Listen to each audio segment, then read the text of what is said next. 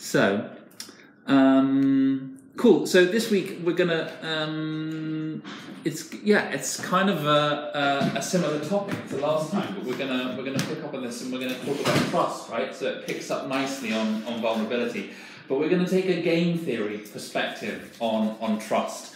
Now, I'm going to say right up front that we're going to be looking at a resource which is The Evolution of Trust by Nicky Case, and that's his website, and I'll put a link to it on the video for anyone who's clicking here. We're totally stealing this content from him.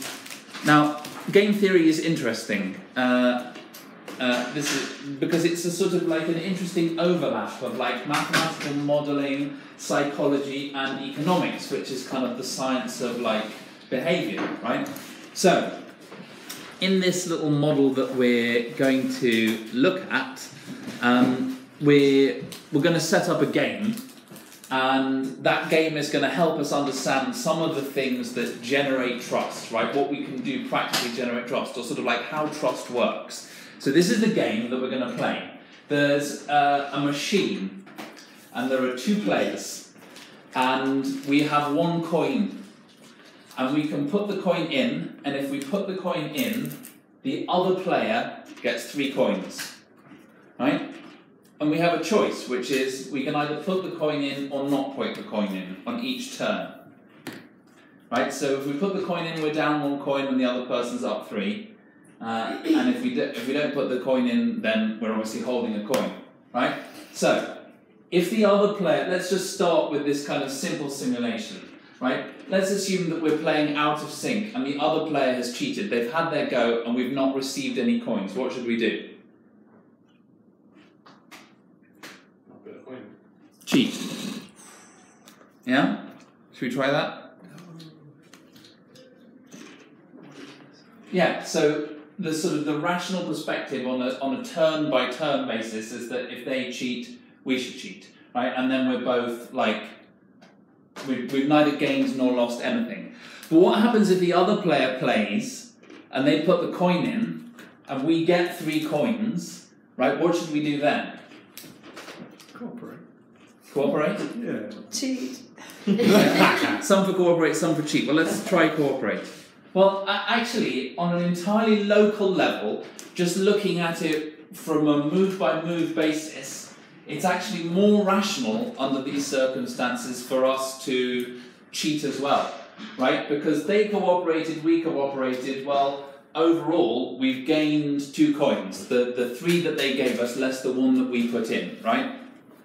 But if they cooperate, if they give us 3 coins and we then withhold our coin, we're 3 up rather than 2 up. So it's actually better for us on a move-by-move basis to cheat, no matter what happens, we end up better off, right? But what's interesting is when we start to repeat this, the dynamic starts to change. So let's play it more than once, right? Now, here we go. We're going to be playing a number of opponents, and they're each going to be pursuing a slightly different strategy, and there are going to be multiple rounds where we're playing at the same time with each different opponent. We've got 5 opponents, and with each opponent we'll play between 3 and 7 rounds. Okay, so against our first opponent, we don't know, we're going to play at the same time, so we don't know what they've played, right? What are we going to do to start? Are we going to cheat or are we going to cooperate? Cooperate. Cheat. Cooperate. Okay, votes for cheat. Votes for cooperate. Okay, largely there's a movement to cooperate. Okay, so let's cooperate. Come on. Yes. Okay, great. So we cooperated and they cooperated. What do we want to do now? Cheat. Cooperate. Cooperate. Okay, cooperate. They're going to cheat. Nice. And what do we want to do now? Cooperate. Yeah? Yeah. We're very predictable. Okay, so we cooperated, they cooperated. Cooperate again? Yeah. Why not? Go for it. This is very good. Yeah? Cooperate. So we're doing really well with this, we keep cooperating. Okay, so now, a new opponent. What do we want to do first? Cheat. I don't want to tap. Cheat. Okay, you want to cheat with this No, guy? cooperate. Cooperate. Okay, votes for cheat. I said let's go for 2. Okay, 2 for cheat. Votes for cooperate. Still there's largely a feeling of cooperate in the room. If you disagree online, you have to shout. So, okay, let's try cooperating. Let's see what happens. Ah! Okay. That's a shame. Cheated. So our opponent cheated, and we cooperated. What do we want to do now? Cooperate. Cheat. Okay, so votes for cheat. 1, 2, 3, 4, 5. Votes for cooperate. 1, 2, 3, 4, 5. Okay, so it's still sort of 50-50. Okay, so let's try cooperating again and see what happens. Nice. Okay, so he cheated again. What do we want to do now? Votes for cheat. Cooperate. Cheat. So okay, so we now have what looks like there's a majority in the room for cheating. Okay, so let's try cheating. 0-sum. Oh, cheated again. What are we going to do now? Cheat. Cheat? Cooperate. Cooperate? Cheat? Yeah, just keep cheating. Okay, so now we've got another opponent. What are we going to do? Cheat. Cooperate. So you were going to cheat I've and been then we'll hurt split now. the money after the show. Votes to cooperate? Cooperate. Cooperate still seems the popular starting point. Okay, so we're going to cooperate. They've cooperated. Great. Now we Okay. Now you want to cheat. Now we Yeah? cheat. Yeah, we've Okay. gained their trust. Oh, no. That's I so love the savage. genius grin on his face. What are we going to do? We're going to cheat again and see what happens? Oh. Maybe we should switch back to cooperating. Oh, it's so much nicer. Okay. Okay. Okay, one more. Oh, this guy's gonna cheat. This guy's taking us to the You bank. think you're going We to both lose. Yeah. This is a That's hold up. funny enough. Don't trust people. Oh. Yeah, Yeah, exactly. Okay, we're going to keep on our cheating strategy. Yeah. See what happens. That's a real shame. Oh, nice. Nice. He's Gonna learned. cheat us back. Oh. We're still winning. Yeah, we're ahead. It's fine. We could have cooperated. We're ahead. Okay, and now we've got. Oops. Okay, one last opponent. What are we going to do first? Oh, definitely cooperate. Cooperate. Cooperate. Super cute. You want a pineapple hat? I feel like there's a lot of stereotyping being made just based on Banana that. Oh no. Okay, so he cheated now. What do we want to do? Do we want to Cooperate. keep Signs of behaviour, Amy. Cooperate. Cooperate. Uh-huh. Signs of behaviour. Yeah. Now cheat. No, cooperate. Come on, we've got to get our money back. Yeah. That's so savage. Oh no. Okay, so oops. We shouldn't have expected it. We've been outwitted by a pineapple hat. It's like a Charlie Brown hat. Okay, so here are various strategies of the opponents that we were playing against. Right? The guy with the first guy that we played against just copies whatever we did back at us. Right? So every time we cooperate, on the next go he cooperates. If we cheat, on the next go he cheats. Right? Always cheat the second guy who we didn't like the hat. Right? Just always cheats, obviously, right? And always cooperate with the pink hat is always gonna put the coin in. And then these two, Grudger and Detective, are a bit more complicated. They have strategies where they'll try different stuff and work it out. Right? But I mean I actually find those two a bit more confusing. What becomes interesting is what happens if we start to put them against each other, right? We were just playing some random thing, we didn't have some particular strategy. But what happens if we were to take all of those different strategies, like our kind of two slightly complicated learning strategies, which will, under some circumstances, cheat if we cheat, always cooperate, and copy the previous person. Which of these strategies do you think is going to be the most productive when they start playing each other? Always Detective. cooperate. I would have said detective. I think copycat. He always cheats. I think almost like, as in this is to get the most points, right? Yeah, I almost feel like the cheater. yeah. I mean, the it's- detective's always going to be one behind. Okay, so in my head, Copycat. I would say always cheat would be the winner, but because I know that this session is about trust, I'm going to say always cooperate. Okay, well it almost doesn't matter which we click on, we can then just play the simulation and see. So let's say it was always cooperate and find out what happens. Right, so when Copycat plays always cheat, right? So the thing about Copycat is that Copycat starts by cooperating, right? So the initial offer is always I'll cooperate, and then if you cheated me, I'll cheat you back on the next turn.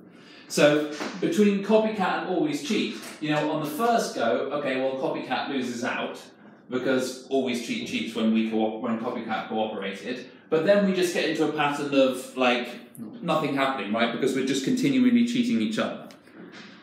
And then with Copycat and always cooperate, we're just cooperating all the way through. So we both get, you know, the gains. And then and then so copycat and garages. So these are the slightly the more learning ones where it ends up kind of I don't want to go into that right now. And then cheat versus cooperate, right? This is the one where there's the maximum exploitation, right? Cooperate loses big time out of this, and cheat gains big time, right? So what happens is they keep kind of playing through, and we finish all of these permutations. So who said copycat? Sam? Yeah, exactly. Right? So in this kind of very basic simulation, this principle of saying, okay, I'll repay to you, I'll start out trusting you, but then I'll repay to you what I get, which is if you continue to reward my trust, then I'll continue to pay it back, and we'll get into this winning cycle together, which is what happened, with these two. But if you cheat me back, then I'll cheat you, which means that with these two slightly more learning ones and with the always cheating one, that you're sort of protecting yourself. But that's just with one game each. What happens when you increase the number of interactions? Right, so now we're going to get into a bit more of an interesting simulation. So in this simulation, we're going to start out with a population, and we'll play a round. And then after that round, the way that it describes it is eliminate the losers and reproduce the winners. And it animates it in this way of sort of killing them off and putting new ones in. But I actually think there's a more interesting way of thinking about this simulation, which is these could be the same people just changing their strategy, right? And actually, if you're interested, my dad's written a number of books on this. His name is Paul Ormrod. Butterfly Economics is one of his books about this. Which is that in populations, we pursue our own strategy, but as other people pursuing other strategies grow around us, it becomes more likely that we'll start to copy them. So what's effectively happening here is that we're saying, okay, I'm going to start with one strategy until such point as that's clearly a losing strategy, and then I'll just copy whatever the current most successful strategy is around me, and I'll switch to that. Right, so that's what this elimination is about, okay? So,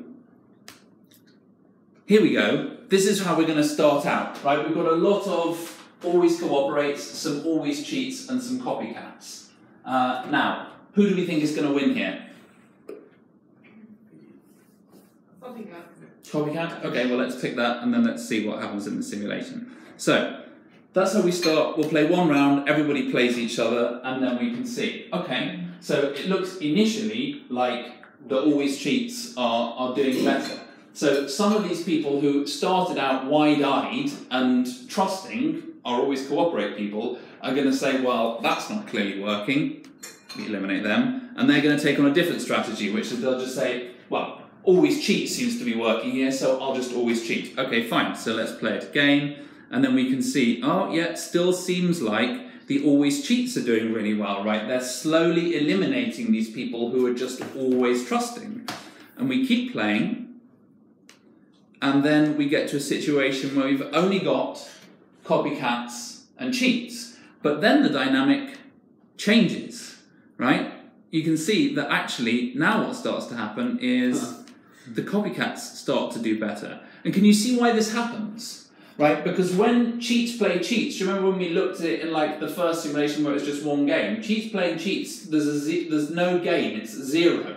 If you had a total population of cheats, everybody's going to eventually end up with zero because, I mean, in terms of like gain at the end, right? Because we're all just always cheating each other. Whereas here, when these guys play each other, they can, they can both play with each other like always cooperate. So what effectively happens is when a copycat, so the copycat starts out always cooperating, so they lose that bit, but then they know that the other person's a cheater and they just cheat them for the remaining moves in the tournament, right?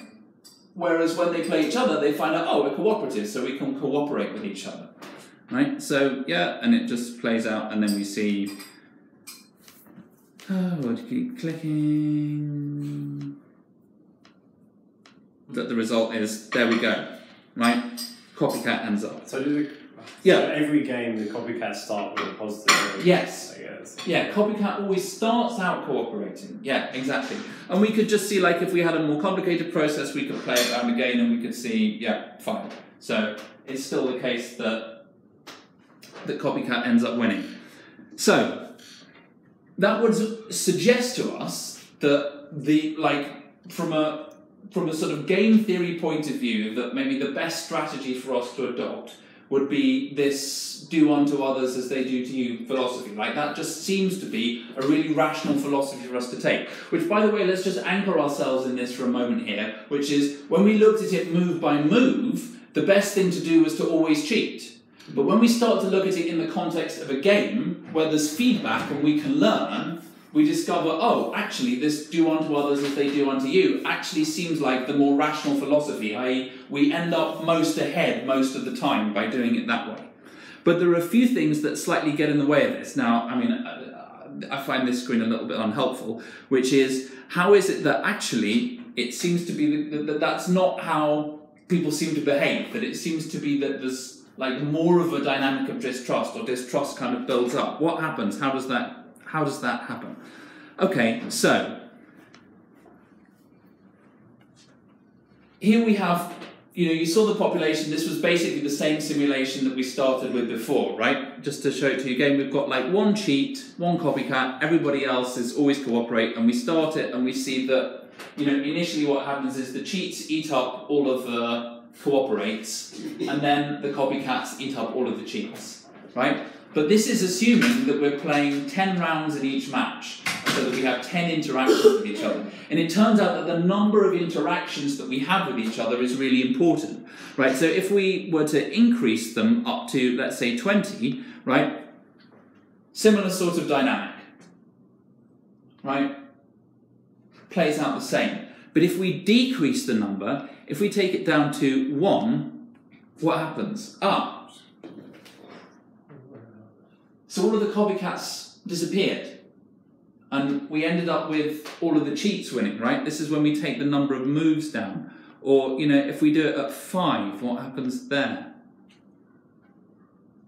Oh, maybe the copycat's going to win. Oh no, okay, so the cheat's going to win. What's happening here? We can illustrate this by looking at these numbers here, right?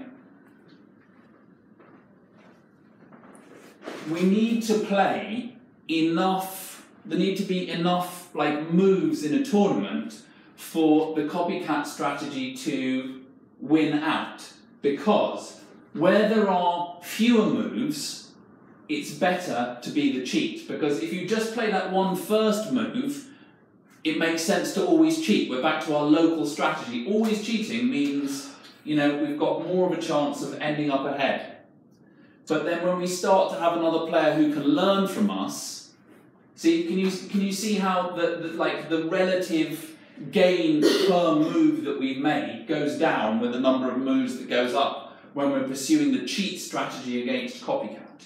Because it doesn't matter, copycat versus copycat, copycat versus cooperate, cooperate versus cooperate, it's always positive. But actually, the more moves that we have per tournament, the more benefit that we can extract out of that, right? So when we're playing nice, if we have more interactions with other people who are also playing nice, we can stock up a lot of benefit.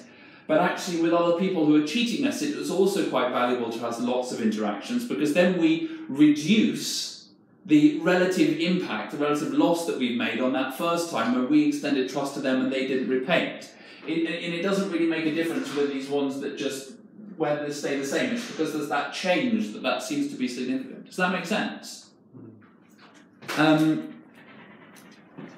So, going back to the simulation. Yeah, so it turns out that the number of interactions that we have is important to this strategy being effective. And the relative reward is also important. So this again, this is the simulation that we saw before. These are the rewards that we have. But if we tweak the rewards, so if we reduce the reward that we get for both cooperating, we get a different dynamic, right? And if we increase it, I mean, we can play with all of these numbers. Actually, that's one of the nice things about this simulation. And if we increase it, things are a little bit different as well. So we end up with this, you know. But it's a very delicate thing, right? So this +2 is where we both cooperate. We both put 1 coin in and gain 3. But if we put 1 coin in and we only gain 2, you know, and therefore we change the difference between. We make a bigger difference between what we would gain when we cheated versus what we would gain when we cooperated. This strategy doesn't prevail. So so finding that kind of like win-win, finding the reward is really important. The level of reward. And then there's another thing that's kind of relevant as well here, which is okay. Let's see, right? We both cooperate, but then what happens here if there's an error? Right? That we wanted to cooperate, but we didn't manage it. And therefore, the other person now assumes that we cheated. So they cheat us back. And then, because they cheated us, we have to cheat them, and so on. So we got sort of locked into this, right? This is a form of collusion, for those of you who remember the thing about collusion from the fundamentals about a year ago, Harbinger Institute stuff. Like, we're now locked into a dynamic that we're choosing to sustain, right? So we're in some sort of conflict that we just can't get out of. And it all started because we made a mistake. We meant to cooperate, but it didn't happen. So what do we do? Okay, so now we can say, okay, we can introduce these. I mean, actually, so one is this player plays at random. This player, I get a bit lost here. But the copy kitten, right? I cheat back only after you cheat me twice. So I assume that the first time you cheat me back, it might just have been a mistake. You know, maybe there was a misunderstanding. So I'll keep playing cooperatively, but if you do it twice in a row, yeah, maybe that's enough evidence for me to cheat you back, and then we'll see what happens from there. So,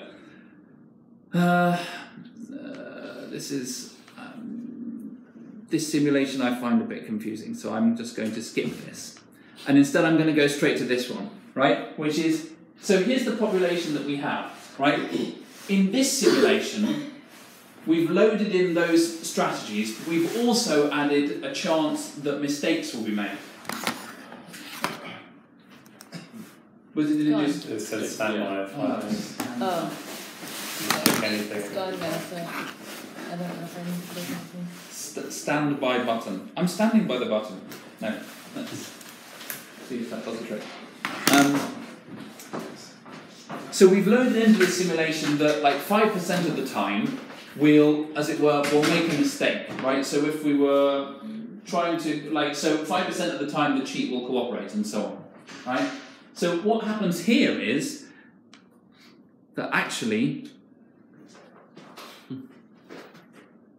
we discover that this more forgiving sort of copy kitten strategy starts to work out. Like, I can assume that you will make a mistake. So that's kind of another interesting feature of how trust works when we start to model it, which is actually it's a more successful strategy for us to allow for the fact that other people might make mistakes. Like when we started out with, lots of cheats, what we discovered was when we were playing in a population that had a lot of people who were pursuing a strategy where they were out to exploit us, it actually worked better for us, i.e. it was more successful for us to adopt a strategy where we say, well, we need to have a couple of times where we see someone cheating us before we really get a sense that there's someone that we can't trust and therefore we stop trusting them, versus a strategy of, well, we'll do unto others as we do unto you. The copy kitten strategy is actually more powerful than the copycat strategy. And we can change the amount of miscommunication. Yeah. And so what did I want to say next? So there are a number of factors here that are significant about what creates trust or distrust in a population. So the starting population is important, and the relative reward of, in fact, let's skip this back because I can't remember what I was going to do there. Let's go to reflections.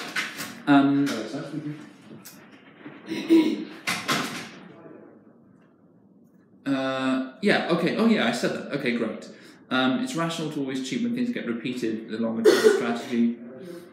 Yeah. Okay. So I'm gonna jump to the kind of takeaways, which is that we can see from this like game theory perspective on trust that there are some conditions that we need to evolve trust in a population.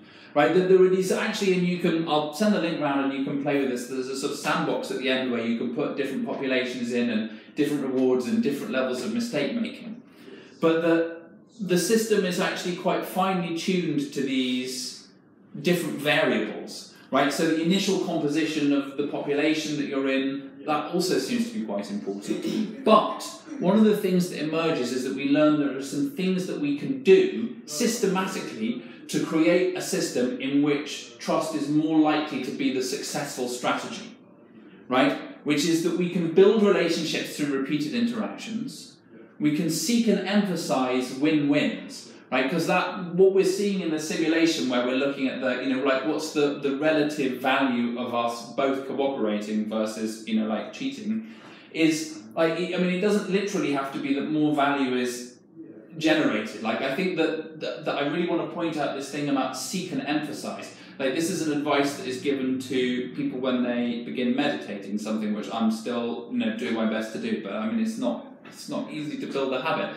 And the advice is, yes, it's not easy to build a habit. And so what you have to do is you have to really have a mindset to, when you're in the process of meditating, notice the bits of it that are enjoyable and really turn your attention to that positive sensation, because the more that you do that, the more that you create a feedback, the more that you've created reward for yourself. And so there's something about that, right? There's something about really bringing your attention to situations where us cooperating together generated something more positive than us both acting in our own self-interest. Because the more that there begins to be reward for you in that, and to some degree reward is under your control, because you choose when you're going to emphasize it, the better. But it's also about seeking it. It's also about seeking the way that we can interact together that creates something that wouldn't have been possible if we hadn't have interacted. And then the other thing is that about these mistakes, right? So actually, when we look at the simulation, that sort of, if we assume that there are mistakes 5% of the time, it's another slide that the system is really sensitive to.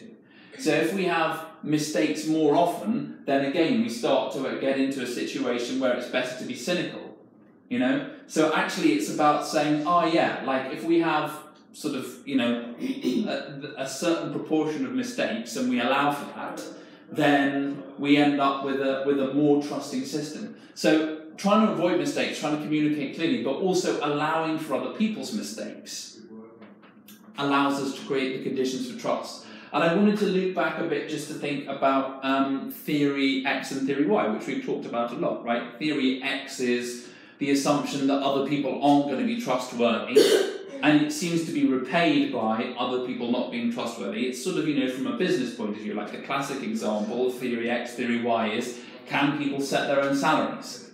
Right? If you say, yes, we assume that people can set their own salaries, then what our experience is here is that people take that new responsibility of setting their own salaries really, really seriously and really want to do a good, honest job of doing that, right?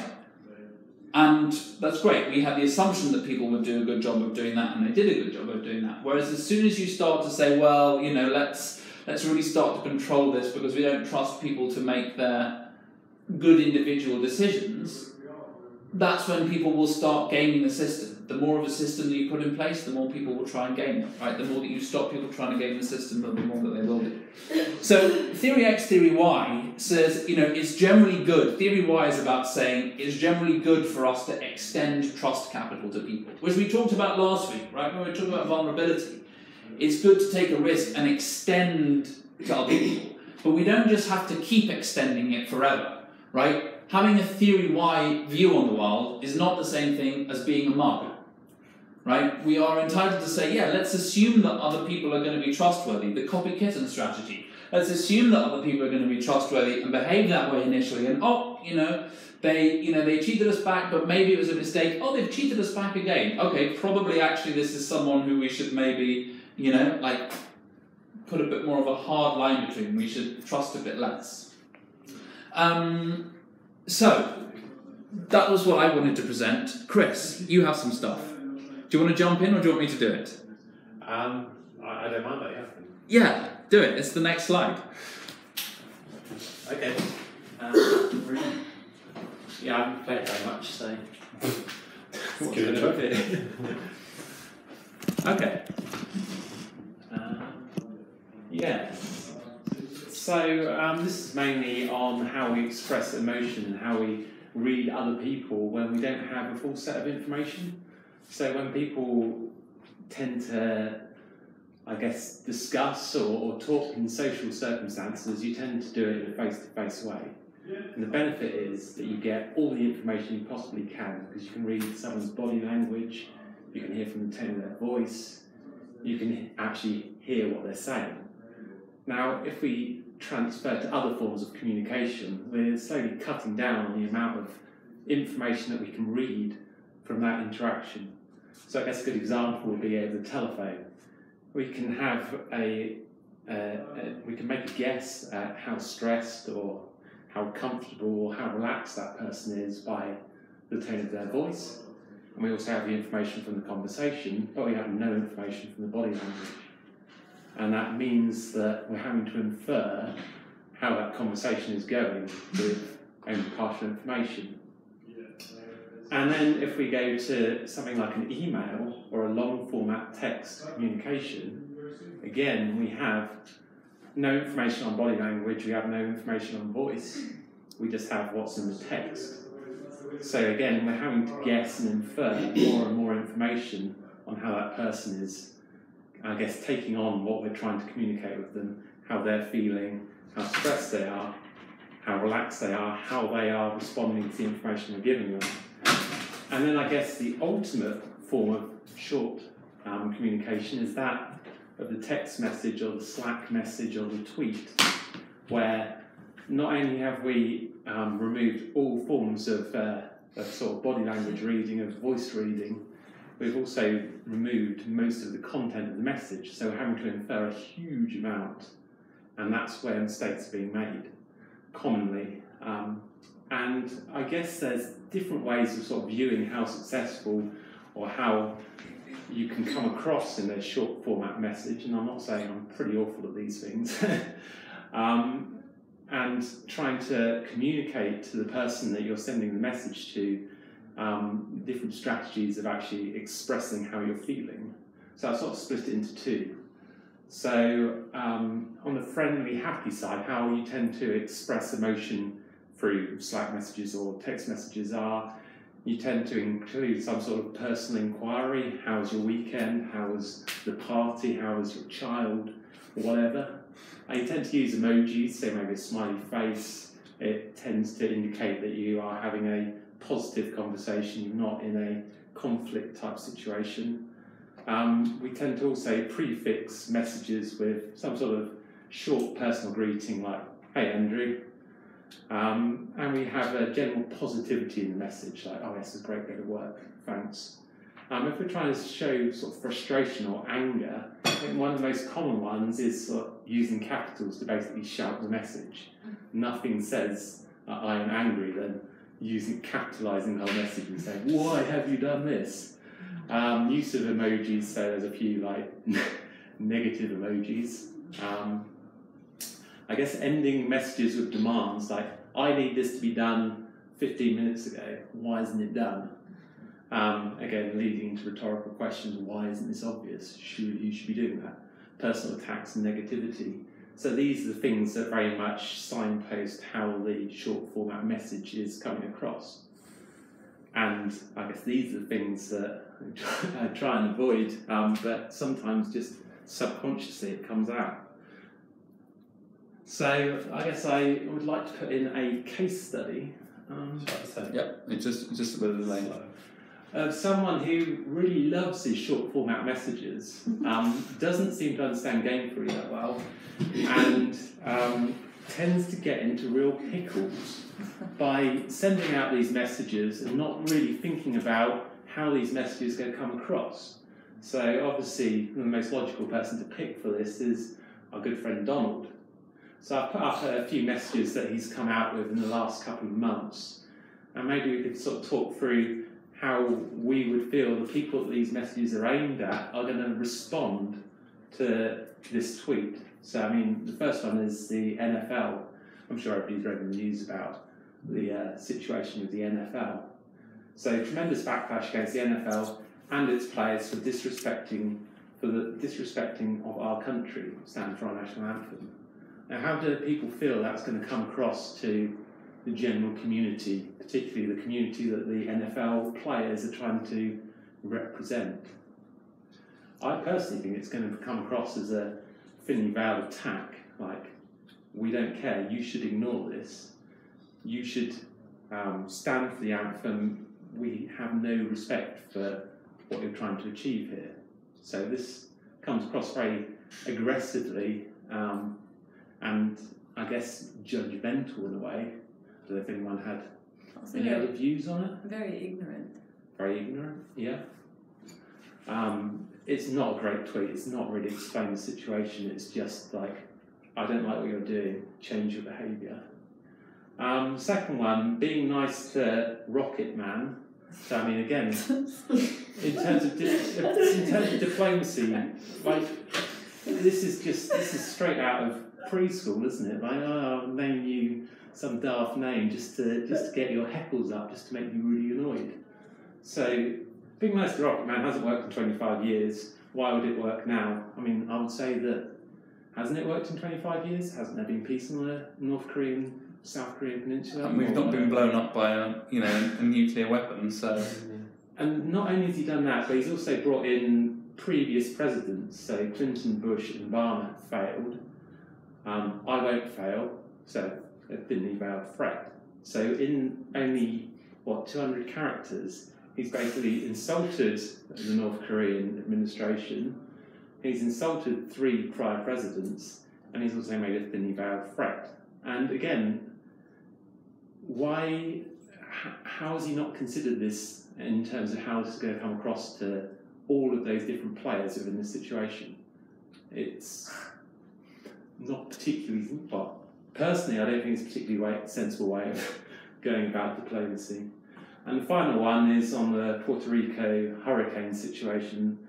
No one could have done what I've done for Puerto Rico with so little appreciation and so much work. And again, you think that is remarkable. It does show a certain level of ignorance of the situation, and also the fact that he's very arrogantly said, I've done so much work, but there's no evidence of what work he's done. So you can see again how, if you're in Puerto Rico, this is going to very much colour your opinion on this guy and what he's doing for you as your representative. But with Trump and the sheer volume of tweets that we get from him, there are a few things that I've identified that aren't too bad, apart from his viewing of the solar eclipse.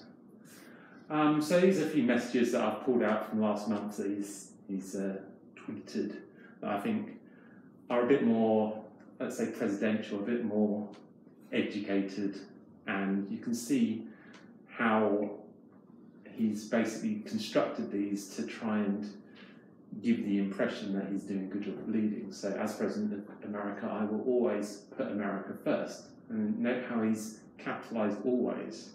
And I think he's done that because this is a common goal for Americans. They want America put first. There's going to be very few people in America who say, oh no, actually I want America put third. I'd rather have the Netherlands put first. So capitalising always here shows assertiveness, not aggression, and I think that's why he's done it. Second one, looking forward to meeting with Prime Minister Netanyahu shortly. Peace in the Middle East would be a truly great legacy. He's capitalised all people. And again, it's a safe thing to state. There's going to be very few people out there, unless you work for ISIS, who are going to disagree with that statement. And again, it comes across as fairly presidential, this is fine. And the final one, again, capitalisation. We are with you, Florida, emergency information. He's supplied some information. He's actually given some links for people to look at where he's coming from here. And he's also included a volunteer section. So again, this is more what you'd expect from a statesman, sort of providing information, providing reassurance, saying that I'm actually here for you, Florida. I'm going to try and sort out this, and if anyone can help, please do help. So I think these are some of the tweets that he's come across that have come across quite well compared to the previous ones. But I guess what I'm trying to get to from here is... Might be do you want the other slide? Yeah, oh, that's great. That one. Is that when we communicate via these very short messages, even emails, I don't know how many people here will preface an email with how we haven't chatted for a long time, how was your weekend, etc., to basically set the tone before you start, or to preface it with some sort of friendly greeting. That's great because without having any other social cues to read, it's very important that you set the message off at the right tone. And we also need to consider the risks that we have from these sort of tweets, these Slack messages, these problems that can arise from the misreading of a situation. So for instance, and I've done it in Grantry myself, where I've misunderstood a Slack message and you get into like some daft Slack war over a very, very small bit of chat on a very small subject. And there's this misunderstanding built on misunderstanding, built on misunderstanding. And I think if it's a conversation on a face-to-face basis, and you never really get into these situations where I'm furious with Andrew because I know he's drunk the last of the cherry cola. And because I guess the laws of social interaction indicate that you don't really want to get into those very aggressive, those very confrontational situations. Whereas on Slack, you're kind of a bit more remote. You don't see the person you're talking to. And so the rules of social interaction kind of go out the window. And you think, well, actually, this is no longer a social interaction. This is a game I have to win. Like, my argument is valid here. Why is he drinking all the cherry cola? I need to tell him this. I need to tell him that this is completely wrong. And I put across my thoughts as strongly as possible. And so you go typically more aggressive than you would normally. And you sometimes see it in other media forms. So there's like, I guess, trolling on message boards, lots of things that you would never normally say come out. So it's very easy for these things to become too, I guess, out of hand for you to then step back. And also what happens typically in Trump's tweets is you get a response. You get a response from the people that support you and the people that don't support you. And it's almost like having an audience viewing in on your argument. And that tends to drive people more to want to actually win the argument than come to the conclusion that needs to be come to. So I think you lose sight of why the messages are going backwards and forwards to start with, and it goes from being a collaborative, here's a problem, let's try and come up with a solution, which would be the typical evolution of an argument on a face-to-face basis, to like, I'm going to win, and everybody's going to see that I'm going to win, and that's, I guess, dangerous. So I find that, and again, I'm not ideal at this, I'm not perfect by any stretch of your imagination. I try and step back from Slack and say, this is not going the way that I like it to go, and perhaps we need to pull away from the computer, have a cup of tea, discuss what's going on, what my viewpoint is, what your viewpoint is, and do it face to face, so that all the body languages, all the social cues can be read, rather than battling away on Slack or Twitter or text messages and getting to a situation that neither party really wants to get to. And I suppose that I like to link that back in with game theory. It's social interactions, it's seeing how the other person responds and trying to find the most collaborative, best way of coming to the answer to the problem that you've got. I think that's... Yeah, and it links. I mean, it links exactly back to the. Do you see how it links exactly back to the simulation? Which is that when we move to text, like, okay, so in our thing we were saying there are a number of interactions with this machine. But actually, like in a face-to-face, like when we reduce the bandwidth of information flowing between us, we are reducing the number of interactions, we're reducing the number of turns. When we're physically face-to-face and we're making eye contact and there's that sense of connection, that's a win, right? So we've already put ourselves we're in a reward cycle. But we get less into that reward cycle when there's less of that information. So it's much easier, exactly as Chris is describing here, for us to get into a situation where it makes sense for us to start playing the cheat strategy. Right? That's what happens is sort of when we get locked into an argument that we can't get out of, it's that we're just both playing this cheat strategy, and it happens more easily to us in text because we have less of the opportunity, because we're having fewer interactions moment by moment with that person, so we're getting less reward out. And then the other point that he makes about the fact that, when you're arguing on Slack, you have an audience, that's the future audience is going to deal with the fact that that camera was on a bit of a seasick angle there for a moment. Like with the Donald Trump stuff, we're changing the reward structure. So that maybe now that we have an audience and we can put out this controversial tweet or this thing on Slack, and therefore we end up thinking, I'm being seen to be winning, right? That actually we're making it more rewarding for us to engage in that cheating behaviour. So the game theory simulation, and here is how it really applies in our everyday life. Comments and questions? What happens? I mean, we've had chats before about the life of remotes and having like a remote only relationship, and this is something we want to guard. This is like clearly something that's in the way of that. So how do you utilize? Jump in. Me and Jeff have had issues before working together, particularly when he was remote for a long time. It was difficult for our relationship, and the way that we moved past that is that every Monday morning after our stand-up, we'd talk on Hangouts for 10 minutes about our weekend. And that was it. That's enough to for us anyway, to have a good relationship, even though we weren't getting the interactions in other conversations. That's that relationship building. Yeah, and there's someone online? Oh yeah, I was just going to add that there's probably lots of other things, and lots of other things we talk about here, which can make. It actually comes down to trust again. Those short form messaging places are less likely to have this misunderstanding, like things like, asking directly if you're hearing somebody properly. You can see if you're ever unsure.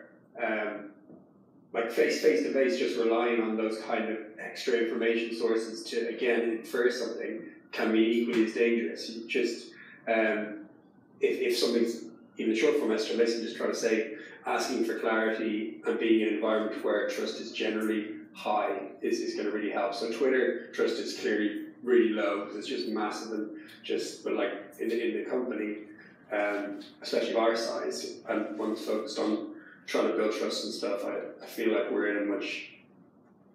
So I also agree with the point about remote friendly, we kind of need this stuff. So I'd like to work on addressing some of the solutions rather than pulling away from short form communication. Yeah, and these are Buffer is well known as a company that are completely remote. They have no physical office, and actually they say they have to put in place some quite deliberate practices, like the one that Daisy was talking about with making sure that she and Jeff have increasing the frequency of interaction. Right, so Buffer have a practice where they have this rotating pair call. You just have a 5-minute call at the start of the day with, actually it can't be at the start of the day because people are in different time zones, but you have a 5-minute call every day with one person, then it swaps around every week. So you're always, and because you interact with you have the call is with the same person every day for a week. So you have that kind of build up with that person, then you have a build up with another person. You're always having to sort of come back and top up the capital of the relationship. And really engaging, as Rowan was saying, really engaging in really putting the effort into these kind of text communications and thinking about have we understood this? Are we communicating in the right way? You have to really bring effort to that. And I'm trying to think, there was something else that Buffer did. Well, they get together face to face. They have is it twice a year that they have a retreat where they bring the company all together again, increasing the frequency of interactions. They also have experimented with like always on camera tools so that, you know, like everybody is, you can just see everybody all day. So even though it's not instant camera, it just takes like a picture of you every 5 minutes, but you have a sort of mosaic of all of your colleagues who are online. And, you know, it makes people real behind the text. You know, we're increasing the number of, we're both increasing the number of interactions, and sort of the other thing that Rowan is pointing to there is we're working on keeping the number of mistakes in communication at the level that's helpful. You know, that kind of band where actually we discover that it generates more trust overall. Yeah, any other thoughts? I had one, Andrew. Mm-hmm. So for the statements around, like the positive statements, a lot of them were around kind of setting the stage in terms of pleasantries. But I'm wondering about the certain phrasing of sentences and how to make that a more, even though they might be instructional, more pleasant and more easily digestible. Yeah. With targeted information that you're trying to pass. Yeah, a great question. And I think that some of the stuff that we were talking about last week in vulnerability is really useful here. If you remember towards the end, I was talking about like owned language, which like the more like communication is more vulnerable is more owned, something like that, right? This is sort of almost interchangeable phrases. But that's really key. I'm going to see if I can manage to just put this down rather than to have to hold it. It becomes a bit much. Yeah, okay. Yeah, I think that that's really key for that, which is the more that you are speaking from like your experience, the easier that communication is for the other person to receive. And that applies as much to stuff where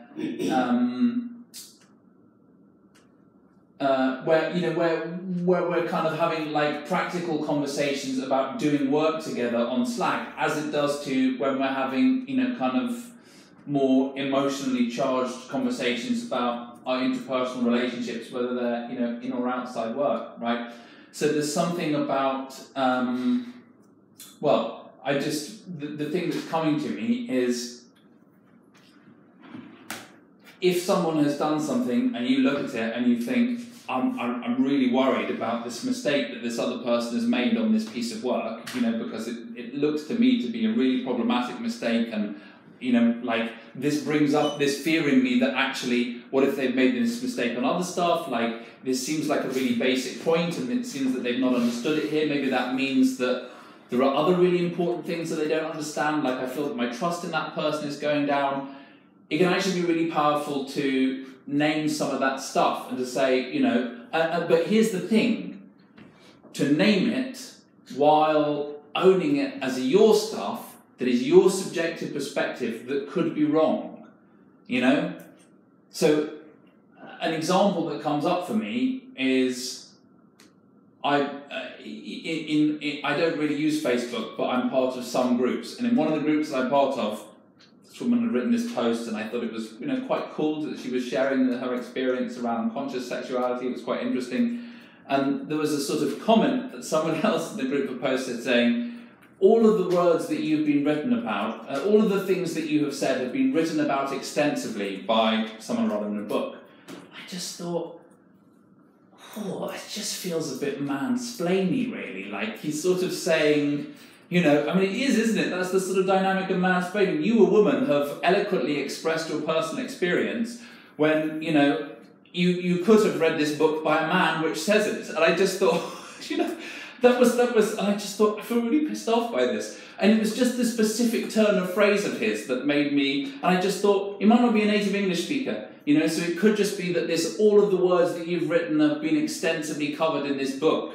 And I just thought this just could be a turn of phrase that makes sense to him. And so I said, look, I'd really like to know what your intention was in writing this, because I sort of see you doing this thing that, you know, men sometimes do with women, which is that you're trying to make her opinion small and point her to, you know, another source. But I totally get that I'm projecting this. and I might have made it up, and I might just be, just reacting totally unreasonably to the way that you're saying it. That's basically saying, oh, from like, I'm really worried about this because I looked at this work and this seems like quite a significant error to me, but, maybe I've misunderstood it, or the more that you open up to the fact that it's your experience and that you're sharing it and that you recognise that you could be right but you could be wrong, but that's what's currently real for you, the more you'll get yourself into a productive situation. I think that's my advice. Does that help in any way, Natalia? Does that respond to your point?